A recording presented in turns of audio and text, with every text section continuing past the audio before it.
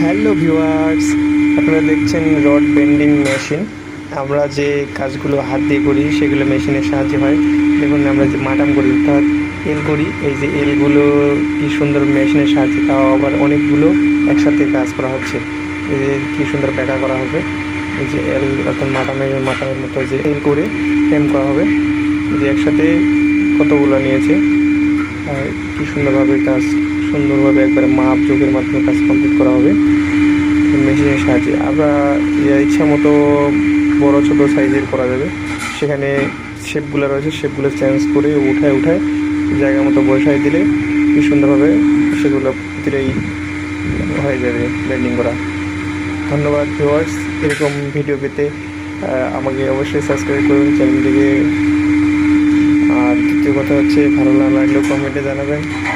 অসংখ্য ধন্যবাদ।